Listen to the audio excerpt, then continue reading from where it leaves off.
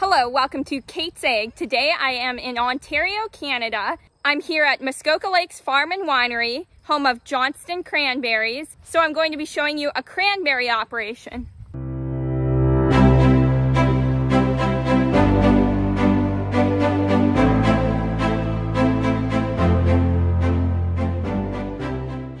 Here there are cranberries, as you can see, and they are dry harvesting them right now. I'm here with Justin at Muskoka Lakes Farm and Winery, and he's going to be explaining a little bit about dry picking of the cranberries. Yep.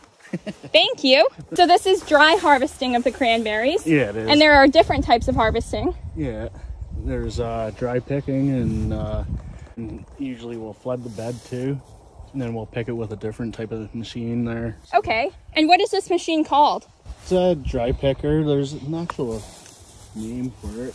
A dry picker. Yeah. So it kind of scrapes the cranberries off the ground and moves it on a conveyor belt up into this bag and drops it off in the bag. Where do the bags go after this? The bags go into a tote, and then they go off into the warehouse for to degrass it. Wow. And yeah. That's wonderful. So this is a self-propelled. Self-propelled, yeah. So you just have burlap bags, and you carry a couple of extra, and then once it's full, you set it on the ground? Yeah, and somebody will pick it up. That's wonderful. And do you just go walking speed? Pretty wild, yeah. Can you go too fast? You can. So it has little tracks. Very cool. So it picks up a lot of the plants. It doesn't really filter it out. No, not really. So the cranberries will have to go to a degrasser after they are picked out of the field because the cranberry picker doesn't separate the cranberries from the plant.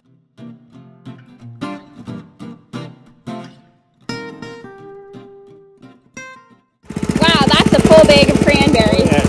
I don't know how much that weighs, maybe 60 pounds. This is where the cranberry picker just went. What do you do with the cranberries left in the field? Well, after this process, we'll be flooding it.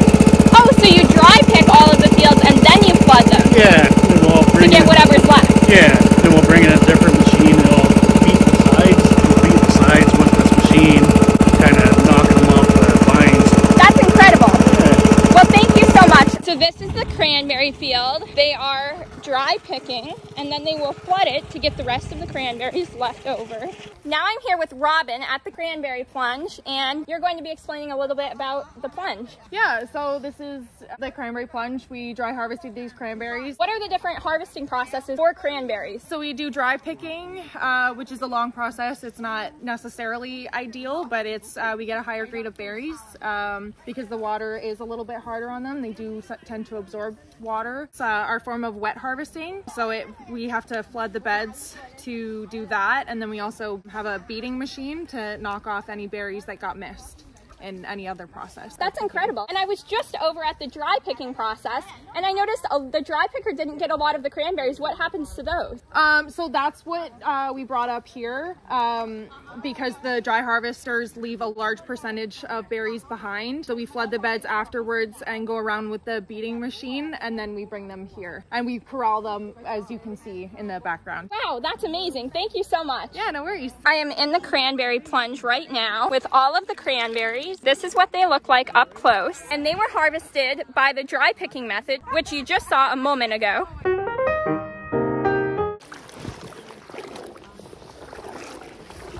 It's sort of like all the cranberry commercials you see on TV of the people standing in the cranberry marsh. I'm wearing a full suit so that I don't get wet. This is an up-close view of the cranberries. It's very cool.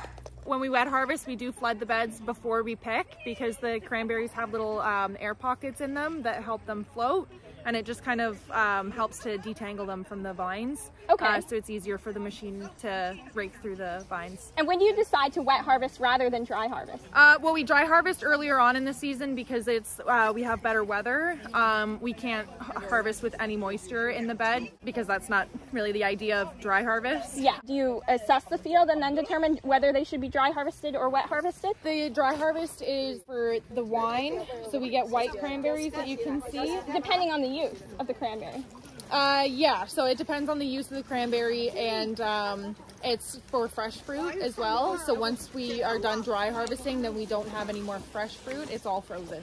Oh wow, that's incredible. Yeah. And how do you flood the beds, or what is the process of wet harvesting the cranberries? Well, our beds that we harvest have inlet and outlet gates, so the water just flows in through culverts underneath the dikes that we drive around. This bed in particular, we had to flood with a pump because it's an old testing bog that we don't use for testing anymore. They haven't used it since I started working here.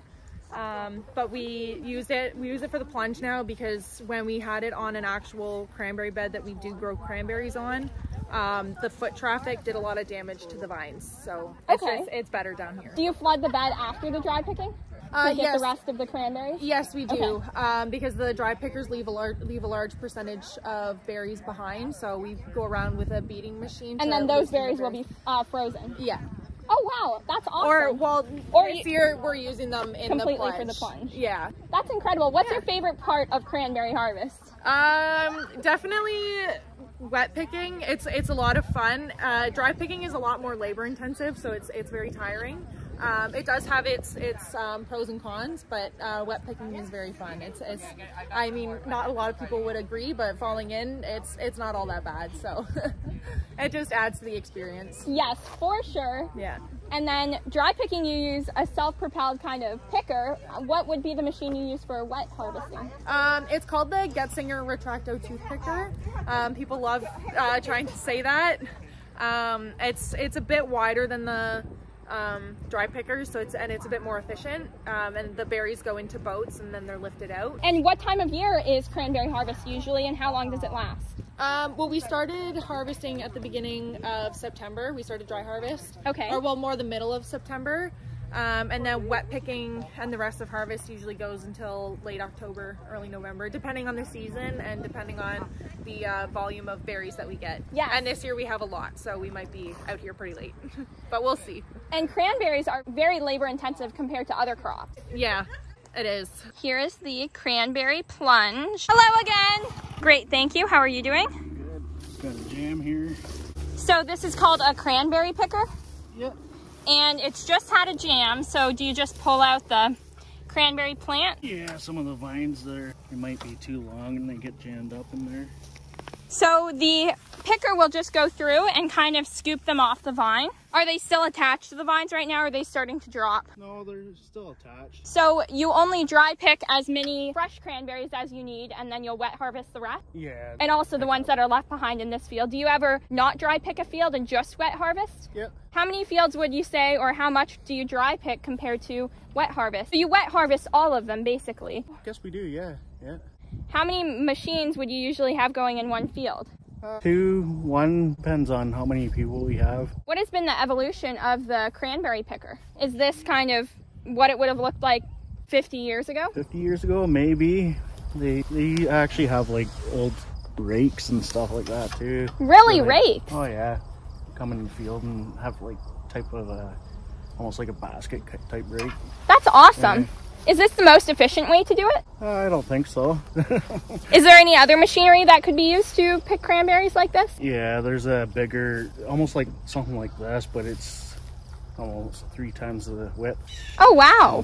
Yeah, it's got wheels and you sit in it. Awesome. But this is kind of the old school way of doing it, and then you just attach the burlap bags. How many bags would you usually get per pass? Per pass, roughly around just over 10. 10 bags? Yeah. And then you go and get more? Yeah, we usually have them sitting on the side. Are cranberries measured in bushels or in pounds? Pounds. Pounds? Okay.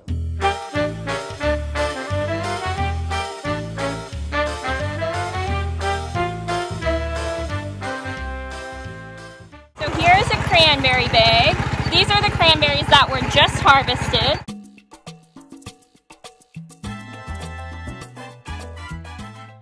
After the cranberries are harvested in the field, they will be taken to the warehouse to be degrassed, and that is because all of the cranberry vines end up in the burlap bags, and it's not like combining wheat in Montana where everything is separated out. Cranberries are a lot more labor intensive. Oh no, it clogged. Yeah. What do you do in this situation? I just try to get the Vines out? Get the vines out. Here are some of the cranberries on the vines, as you can see, and then they'll just be picked off with the cranberry picker. And then that is the little four-wheeler and cart that hauls the burlap bags away out of the field. I'm here with Murray Johnston, who is a cranberry farmer here in Ontario, Canada. Could you explain a little bit about your amazing cranberry farm's heritage and history? Yeah, sure. The farm was started, it was kind of about a story about a girl. My dad was in high school and met a girl in Ottawa, and her father had a cranberry farm, and he worked there for summer job for a couple of years and really enjoyed the life, and decided that he wanted to study agriculture, enrolled in McGill at McDonald College and got his degree in agriculture, and he and his brother came here to Muskoka, which is where his girlfriend's father had a farm, and started his own with the help of George Mollard, his girlfriend's father. That's wonderful. What year was the farm started? It was the late 40s. He worked for George Mollard, and then they bought the farm in 1950 and planted the first vines in 1953 when he finished university. So your oldest vines at this farm would be 1953? That's right. Yeah, they've been, and they're still producing very well, actually, considering how old they are. So once you plant a bog, it takes about 5 years to establish, but they'll produce for there's known bogs over 100 years old in Massachusetts and Wisconsin. So, yeah. Wow. Do you notice a higher production with the newer varieties of cranberries? Actually, there is some new varieties which are replacing some of the old traditional varieties, the hybrids, and they are definitely better in production, and they have good color and more disease resistance.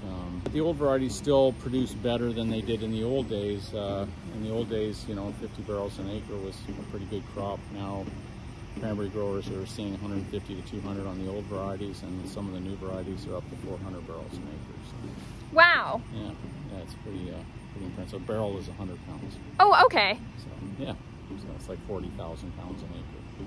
That's incredible. How do cranberries grow? The cranberries, they're a terrestrial plant, and they grow in long vines. I should show you one.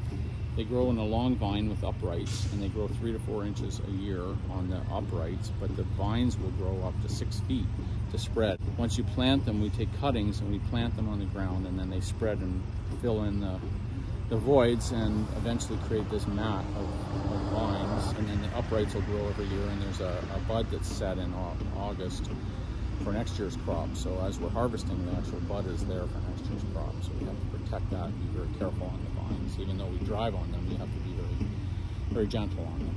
And then that bud will develop in the spring, and each bud you can see 3 to 5 flowers on it, and if you get 3 or 4 cranberries on each upright, that's a good crop.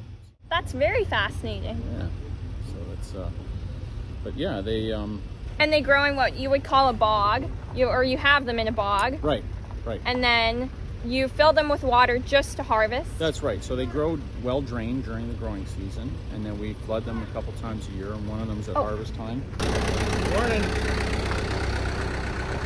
Yeah, so we flood them just at harvest time. For the vines in the spring and the fall and the winter can be flooded for several weeks while they're dormant without too much damage, but in the summertime they don't like to be flooded while they're in bloom. So we keep them drained during the growing season, and then the other times of the year we'll flood them depending on, we use it for frost protection, we flood them for harvest, and we flood them also for winter protection.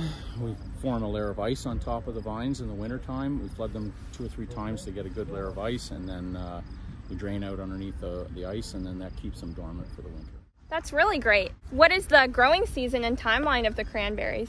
So the growing season typically starts in late April, early May. The buds will start to expand from last year, and they'll grow that 3 inches probably by the sort of middle of June, and then late June you'll start to see the flowers coming out, and the bees do their business and pollinate them over the summer, and then by the first of like about the middle of June or July, you'll start to see what we call pea-sized cranberries. They're little green cranberries, and then they'll develop through the fall, and then some of the earliest varieties are ready to harvest mid-September, and then mid-October, they're all pretty well ready to harvest. And we try to get the harvest done by the end of October, because the ice starts to snow and ice starts to fall, and it becomes very difficult, and frost protection becomes more challenging. So yeah, so that's our growing season. And then in the winter we leave them dormant through November and flood them around Christmas time. And then we actually bring honeybees in the summertime. We have a fence to keep the bears out, not to keep the bees in. And people ask us, how do we keep the bees in? This one. Anyway, but we do have a good population of native bumblebees that do most of the work. But because of the natural environment, their populations can come and go. So we bring the honeybees in as an insurance policy that makes sure that we get good pollination. Good pollination is really critical. They did some studies back 100 years ago and realized that the more seeds in a cranberry, the bigger the cranberry and the bigger your crop will be. And you can see 20 to 30% increase with good pollination, because every time a bee visits, it drops a pollen grain on the stigma of the flower, and then it goes and creates one seed. So each pollen grade creates a seed, and in a cranberry there's upwards to 20 plus seeds in a berry, and if you can get 10 or 20% more, you'll get a 10 or 20% larger berry. And that's really important. Yeah, and then we also take the honey off the bees, and our beekeeper takes it and bottles it, and we sell it in the store, so for everybody's enjoyment. Yes, definitely. That's amazing. Yeah. What are your top cranberry products, or what is the favorite? We sell a lot of fresh cranberries here at harvest time, but we have a line of preserves that my mother started making back in the day, and she no longer does that. She's too old, but we use her recipes, and so sauce and jams and that kind of thing, and chutney. We have chutney, which is very popular. We also have a pure cranberry juice. It's unadulterated. It's just almost like lemon juice. It's oh wow! It's single strength, full strength. Most cranberry cocktails are only 27%, but our juice is 100% cranberry juice. So that's very popular, and of course our wines now are extremely popular. We started making wine 20 years ago, and our cranberries, and it's taken off like crazy. We have wine, ciders, spritzers, all that kind of stuff. Are very popular. That's really great. Yeah. So. Do most of your cranberries stay on the farm for your products? Yeah, we harvest ourselves. We harvest up to 500,000 pounds. And, oh wow! And about a third of that we sell as fresh cranberries at regular harvest time and to some of the local markets.